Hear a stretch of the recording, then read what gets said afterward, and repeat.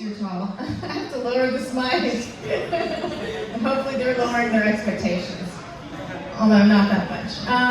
Gosh, I don't know about you, Alberto, but I don't know if I was more distracted by the big burrito or the big breasts. They're so beautiful.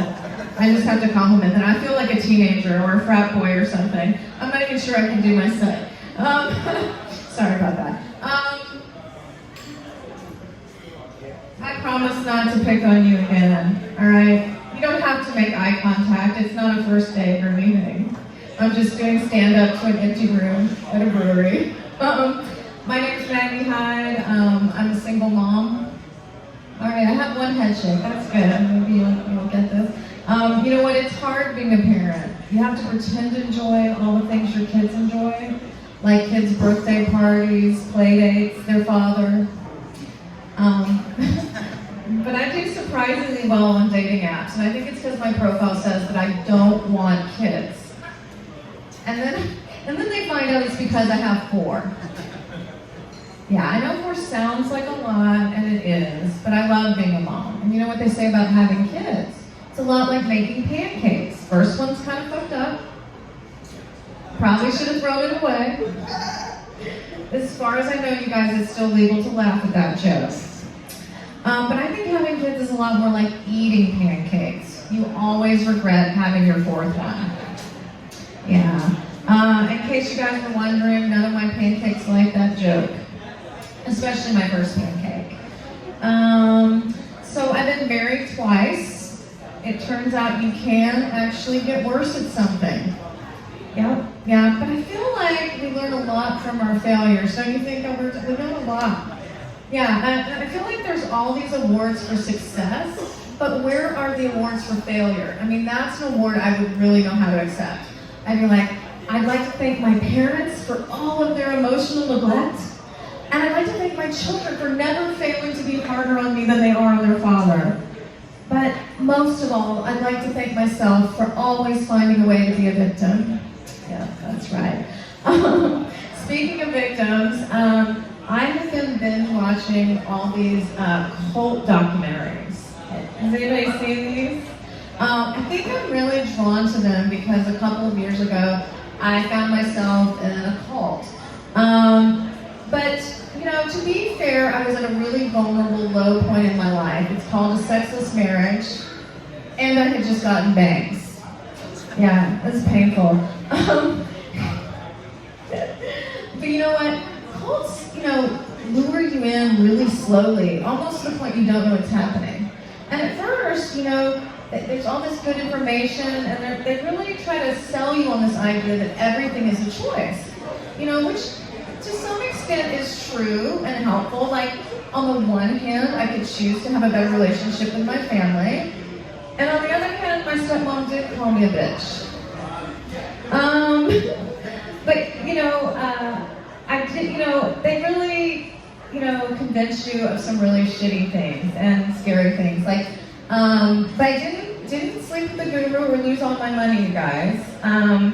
But I did spend 3 months walking around Whole Foods thinking I could just absorb all the supplements without taking them. Yeah, there was not any crazy perverse sex in the cult I was in, which is, you know, maybe kind of fucked up. Like, if you're going to lose several years of your life, you should maybe at least get laid. But this cult I was in was really into excruciatingly long hugs, to the point I was like, just put it in already. You know, I feel like cults are a lot like toxic relationships.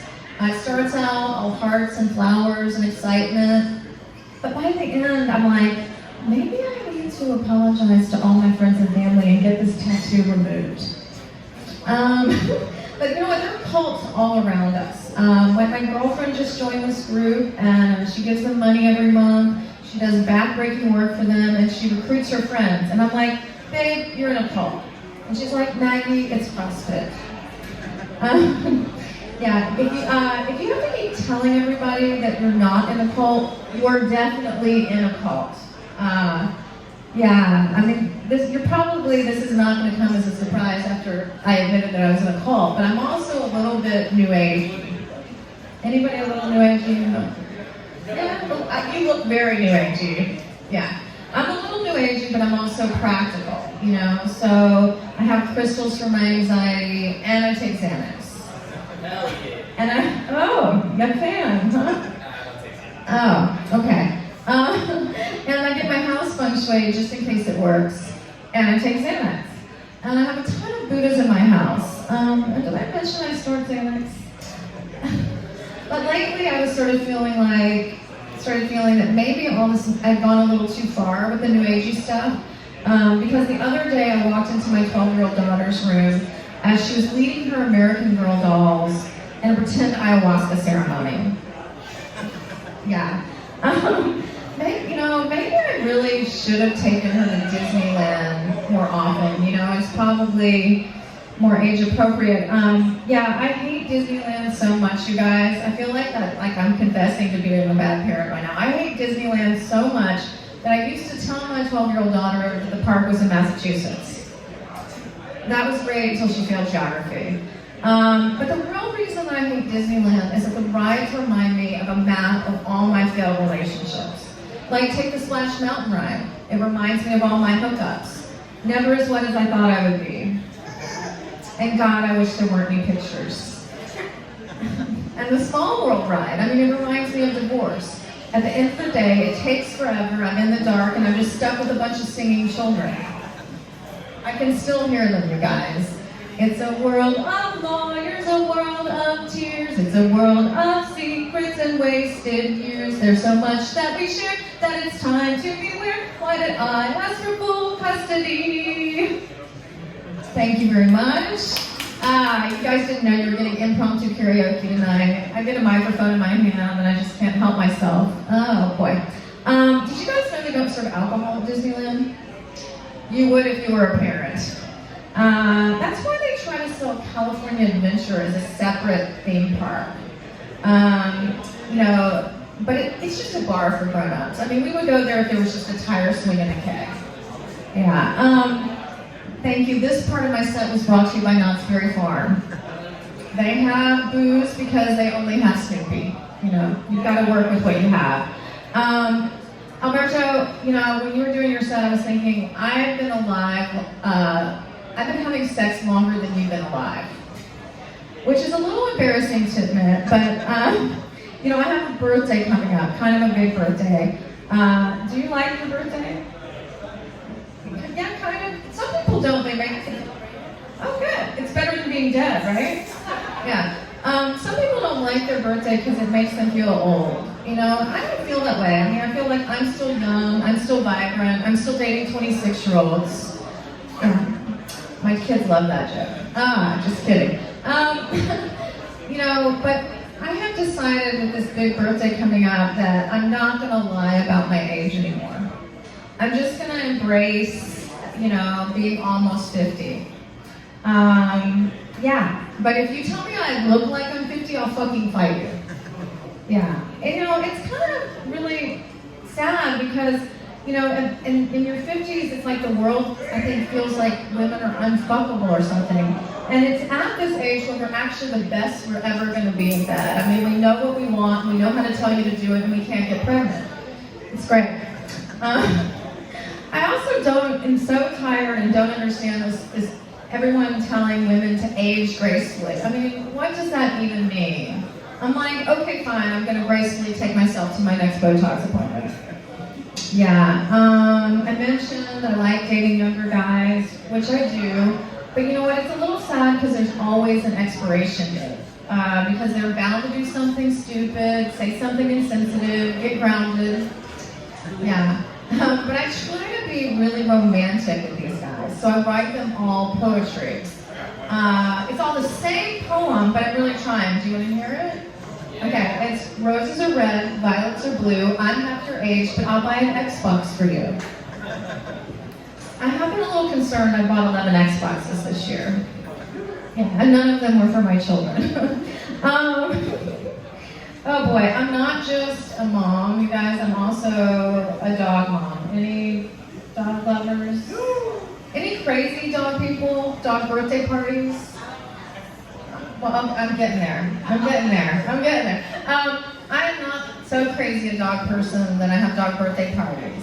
Not yet, but I did give my Chihuahua a quinceañera. As her adopted mom, I felt like I had to honor her heritage. I mean, you gotta do it.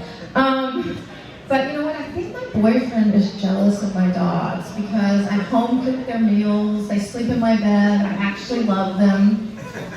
Yeah.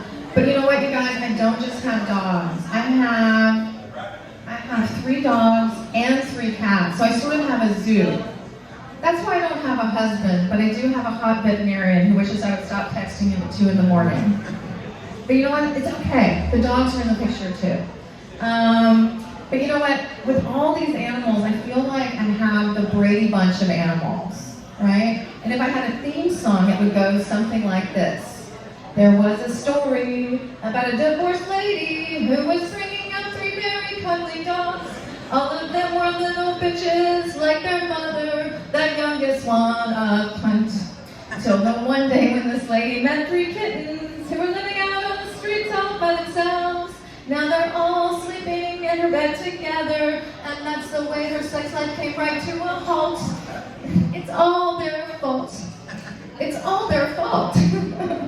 Yes, it's all their fault, and I am just one bad day away from buying a dog stroller, you guys. Yeah, one bad day. So, you know, like everything we went through with the pandemic and everything really changed the way I did everything, but especially my parenting. I mean, we used to sit down to the table and say grace, and now we just say fuck it. Yeah. Even with my older kids, like my 19-year-old son, I used to be like, when are you gonna stop smoking weed? And now I'm like, when are you gonna come home with weed?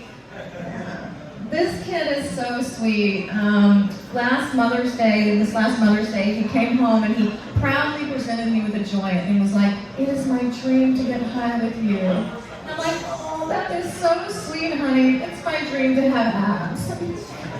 Yeah, some dreams are just dreams, baby. Now go to your room so I can spark this thing. My kids don't like that I do stand-up.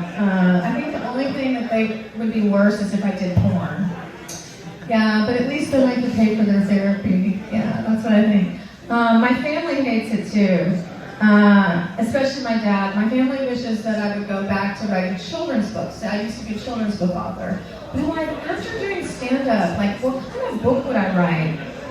C-Spot Fuck? Yeah, I don't know what book that would go on the bookshelf next to. Although there is a children's book called Go the Fuck to Sleep, so maybe they could be like a box set. I don't know. All right, have you been getting a lot of packages lately? And by packages, I mean dick pics. I think you have. I mean, I won't tell him. I don't tell him, you know. Do you like dick pics? No. Oh, come on. Not a little. I like them. I mean, they don't turn me on, but they do cheer me up. You know what? And I've seen some really creative ones. I've seen dicks photographed next to wine bottles and salad tongs. But by far my favorite was a dick photographed next to a bottle of Lysol. I was like, ooh, big and clean. Yeah. That guy was way ahead of his time. You know, it was pre-COVID, you know. But like, yeah, I don't feel like I've been getting enough dick pics lately. Maybe it's all the animals I have. I don't know. But I've been giving my number out at shows. Alberto, it sounds like you need it. You want to take my number down? It's 8675309. Maybe you can sing with me. 8675309. 8675309. I'll scroll through your dick pics while I drink my wine. 8675309. I don't really think your girlfriend will mind. 8675309. I just love doing that joke at shows because if a guy thinks it's really my number, I know he's young enough for me. I'm Maggie Hyde, you guys. Thank you very much.